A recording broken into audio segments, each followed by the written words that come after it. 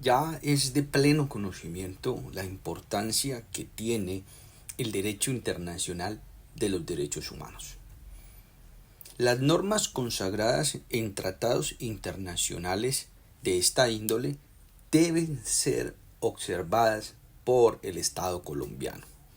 Más aún cuando el Estado colombiano ha tenido una amplia apertura a los tratados sobre derechos humanos.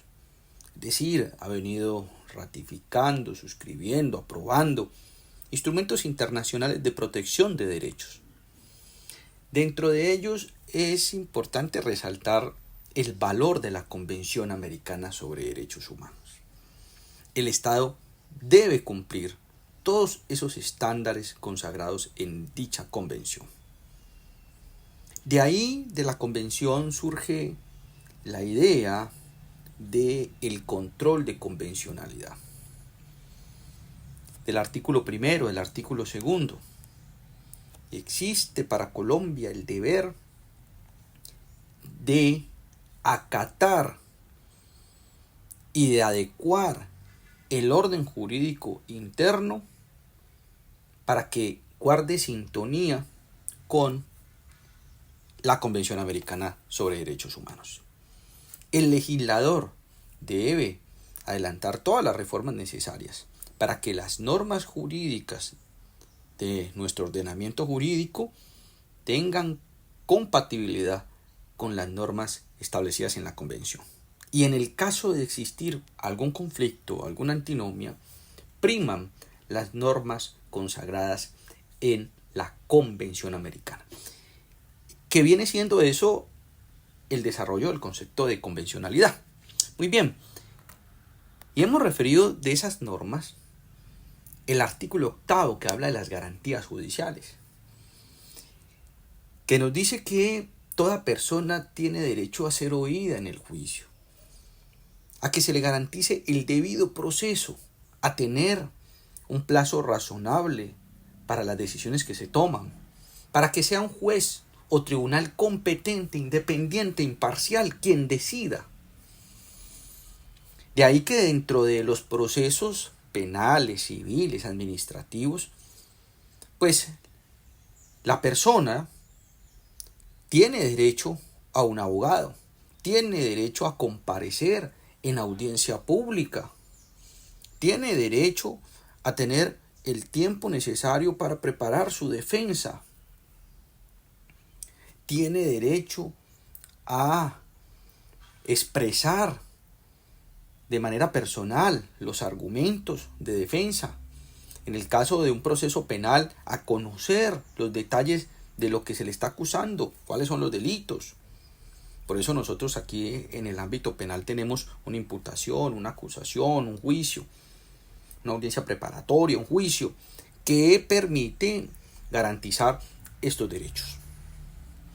Y muy especialmente, pues tiene la posibilidad de interrogar y contrainterrogar a los testigos del cargo. Y por eso es fundamental una audiencia pública. Y debe conocer al testigo. Si hay un testigo que lo está acusando, para poder refutarlo, pues se tiene que conocer al testigo. Eso es elemental. Y puede exigir la comparecencia de esos testigos a esa audiencia pública delante de un juez, que es su juez natural y que lo pueda conocer, porque debe conocerlo para poder ejercer, por ejemplo, la recusación en caso de algún impedimento frente al juez, y para mirar la calidad de ese juez, que en verdad se pueda comprobar esos elementos de la imparcialidad, la idoneidad del juez. ¿Ya? Entonces, esas garantías judiciales están consagradas en el artículo octavo de la Convención Americana de Derechos Humanos, y que también la estructura como está organizada, esa norma concuerda con otro tratado internacional, con el Pacto Internacional de Derechos Civiles y Políticos, el artículo 14, que también nos habla de unas garantías judiciales. Y esas garantías judiciales han sido incorporadas en la Constitución Política, en el artículo 29, que termina incorporando esas ideas que se han venido construyendo sobre el debido proceso, sobre las garantías mínimas en el ámbito judicial, en el ámbito administrativo, y que también han sido incorporadas en normas de la República, que datan incluso antes de la Constitución de 1991, como es la Ley 16 de 1972, que es la norma mediante la cual se aprueba la Convención Americana sobre Derechos Humanos. Y entonces el texto original de esa convención está como norma jurídica, y lo mismo pasa con el Pacto Internacional de Derechos Civiles y Políticos. La Ley 74 de 1968 incorpora esas normas a nuestro ordenamiento jurídico. Es decir, que nosotros tenemos, tanto en nuestro orden interno como en el orden internacional, normas de protección sobre derechos humanos. Dentro de esas el artículo 8. Ahora, ese artículo 8 podemos colocarlo en contraste con alguna situación fáctica, como para ejemplificar la dimensión y el impacto que esto tiene en la justicia. Digamos que sí, en Colombia, en la década de los 90, se adelantó lo que se denominó la justicia sin rostro.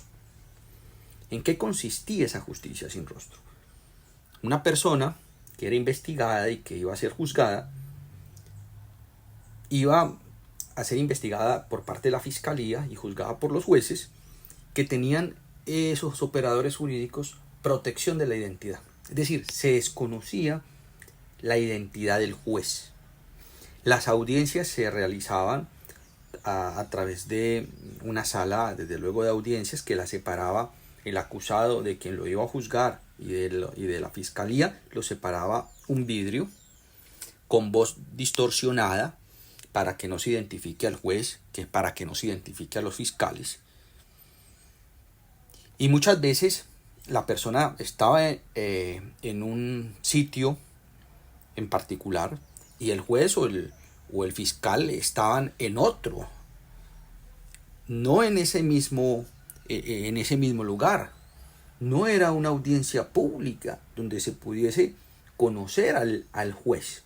Entonces uno dice, si hace el contraste con ese tipo de justicia, esa justicia guarda sintonía con los estándares de protección sobre derechos humanos, el americano, por ejemplo.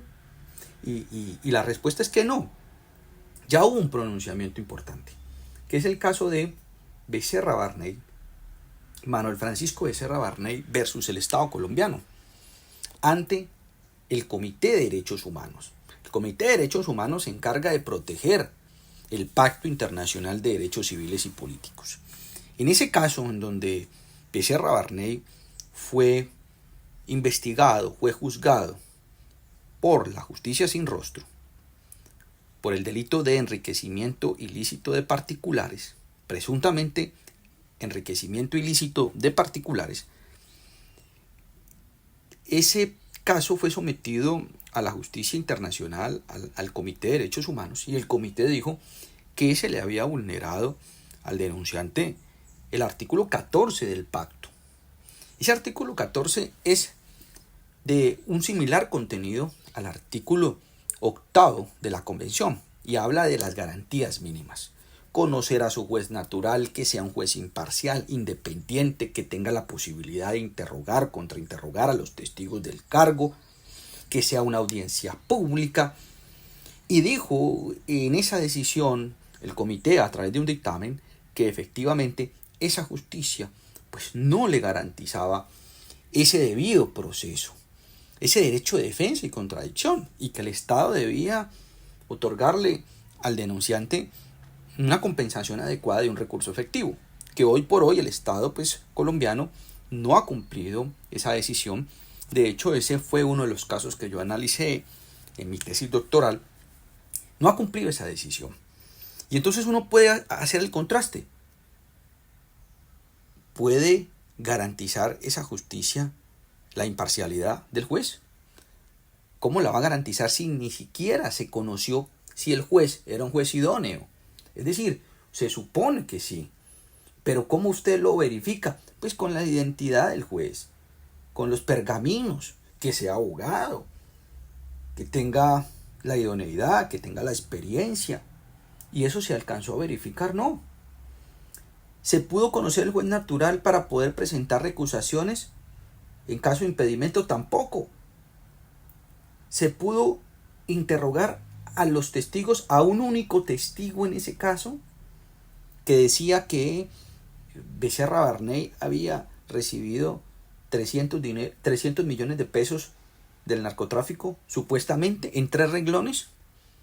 Y que ese testimonio fue recaudado por fiscales con la identidad protegida también en los Estados Unidos, y que se trajo en un acta de informe y se incorporó en el proceso, y eso no se pudo refutar porque en principio eran testigos protegidos. Luego se conoció más adelante la identidad, pero durante el proceso no se pudo presentar interrogatorio y contrainterrogatorio de ese testigo que, sin establecer circunstancias de modo, tiempo y lugar, determinó en 3 renglones esa acusación y no se pudo refutar.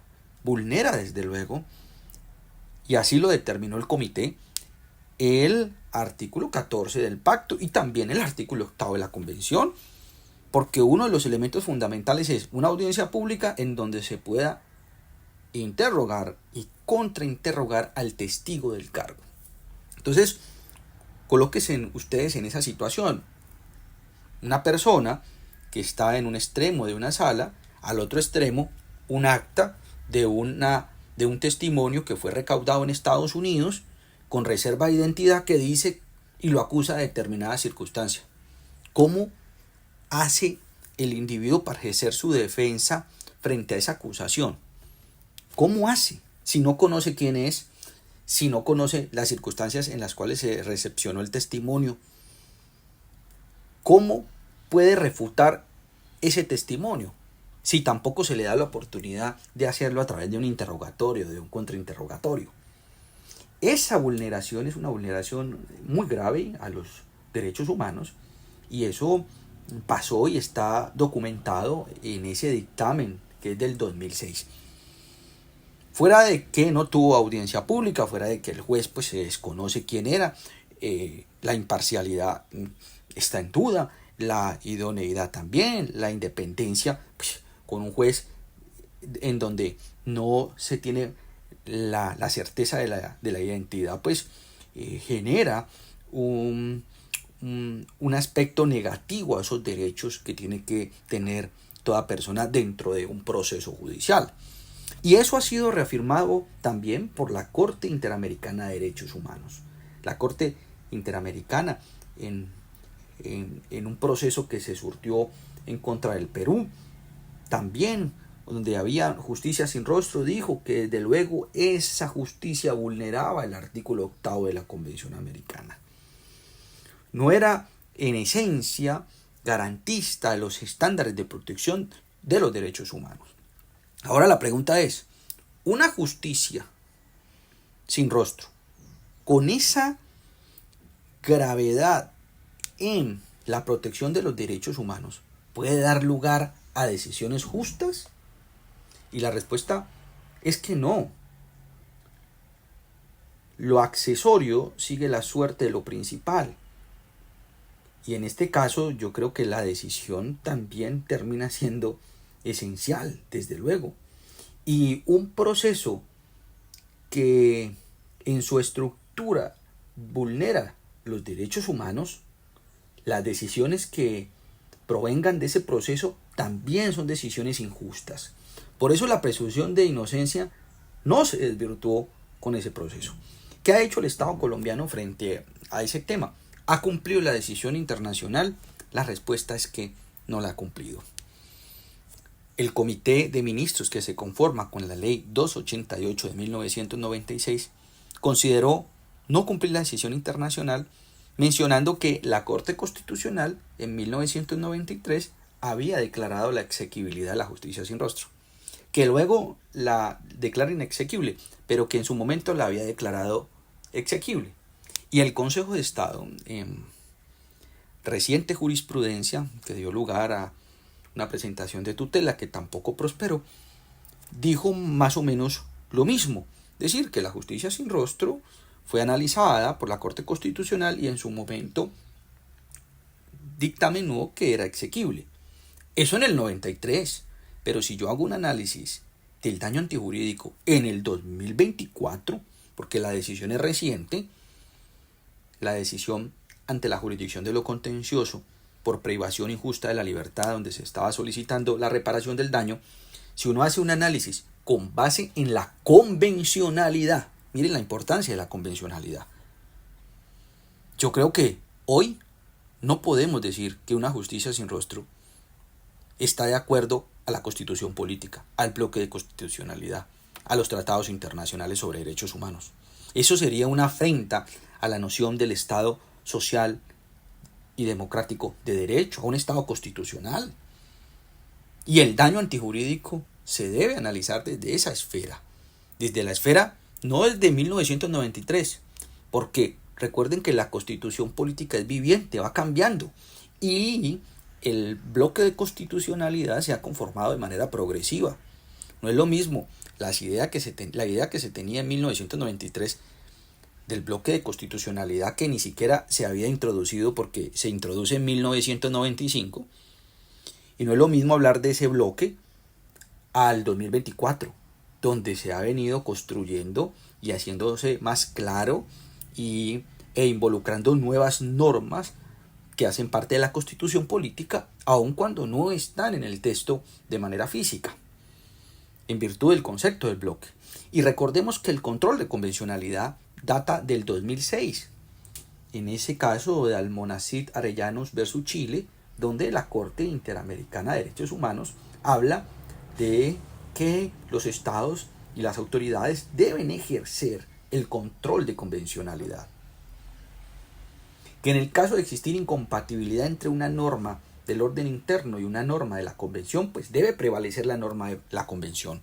Y no solamente lo dice la Corte Interamericana de Derechos Humanos, sino que bajo el concepto de bloque de constitucionalidad, artículo 93 de la Constitución Política, es claro que los tratados internacionales sobre derechos humanos están en la misma jerarquía constitucional, pero prevalecen en el orden interno. Y ahí están unas cláusulas que determinan la interpretación para poder solucionar una posible antinomia jurídica. Criterio de prevalencia, en el caso del artículo 93. Entonces, digamos que ahí hay, desde un punto de vista y análisis académico, una denegación de justicia de parte del Estado colombiano en esas decisiones emitidas por la Comisión Interamericana de Derechos Humanos, por el Comité de Derechos Humanos, que desde mi punto de vista son obligatorias, al margen de que tengan ese título de recomendación o que tenga ese título de orientación, son obligatorias porque son los órganos autorizados, tanto la Comisión como el Comité, de interpretar los catálogos internacionales, y porque Colombia ha ratificado esos tratados, y porque está de por medio el Pacta Sunt Servanda, y porque está de por medio una serie de principios como el artículo 27 de la Convención de Viena, que dice que las personas o las autoridades no pueden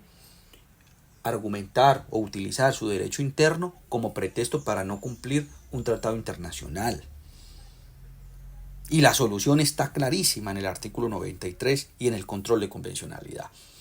Entonces miren cómo, en contraste, podemos nosotros utilizar el instrumento de la convencionalidad y colocar de ejemplo el caso de la justicia sin rostro, que era lo más parecido a esa idea de Jeremias Bentham sobre la estructura arquitectónica panóptica, en donde había, asemejándose a la justicia sin rostro, donde había en las cárceles una construcción en forma de círculo y una persona en un sitio estratégico, el carcelero, en un sitio estratégico, podía mirar a todos los presos sin que los presos lo pudiesen mirar a él. Esa era una estructura panóptica, ¿sí? Y eso generaba la sensación de omnisciencia, es decir, una omnisciencia invisible, conocimiento de todo lo que estaban haciendo los presos, sin que lo pudiesen ver el carcelero, sin que pudiesen ver al carcelero. ¿Ya? Y entonces eso mismo aplicado a la justicia, una estructura de ese tipo, tiene que llevarnos a la idea de que un medio ilegítimo conlleva a fines ilegítimos. Un medio ilegítimo, siguiendo a Kant, no nos puede llevar al cumplimiento de un fin legítimo. Se naturaliza toda la estructura. Y entonces, si el medio es un proceso judicial, el proceso judicial debe ser garantista de los derechos humanos, para que el fin, que debe ser la justicia, sea en realidad la justicia. Porque si el medio es ilegítimo y de una tosudez grande, de una afectación a derechos fundamentales grande, pues desde luego que las decisiones que se producen son decisiones injustas. Y si el Estado comete un error, una vulneración, pues debe dar lugar al derecho a la indemnización, al derecho a la reparación del daño. Muy bien, pero entonces quería resaltar cómo, en un caso real, que se puede analizar desde el punto de vista académico, el artículo 8 de las garantías judiciales y el artículo 14, el artículo 8 de la Convención, el artículo 14 del Pacto, se pueden analizar en contraste con lo que fue la justicia sin rostro, y puede uno revisar ese dictamen del Comité de Derechos Humanos que se puede encontrar en Google, para que miren el análisis que hace el comité sobre la vulneración de los derechos del pacto, de las garantías judiciales, en relación a la justicia sin rostro, como ejemplo para poder estudiar, como objeto de estudio que nos permite comprender mejor la importancia de estas garantías, y que también ha sido analizada por la Corte Interamericana de Derechos Humanos en diferentes providencias, en donde se coloca en evidencia que la justicia sin rostro vulnera el artículo 8 de la Convención Americana. Como para citar una jurisprudencia, la sentencia del 27 de noviembre de 2013, Corte Interamericana de Derechos Humanos, caso J versus Perú. Ahí pueden encontrar en esa sentencia cómo en el Perú también se adelantó justicia sin rostro, y es claro la determinación de parte de la Corte sobre la vulneración a esos derechos esenciales, a las garantías mínimas establecidas en el artículo 8 de la Convención. Aquí entonces están unos elementos importantes que permiten comprender cómo está estructurado el ordenamiento jurídico internacional respecto a los derechos humanos, una serie de catálogos que son y deben ser observados por parte del Estado colombiano en virtud de la convencionalidad, y que su vulneración pues va a traer pronunciamientos de organismos internacionales, como es la Comisión Interamericana de Derechos Humanos, como es el Comité de Derechos Humanos y como es la Corte Interamericana de Derechos Humanos, en donde el Estado colombiano debe acatar de buena fe esas decisiones internacionales. Estas ideas quería compartirles a todos ustedes.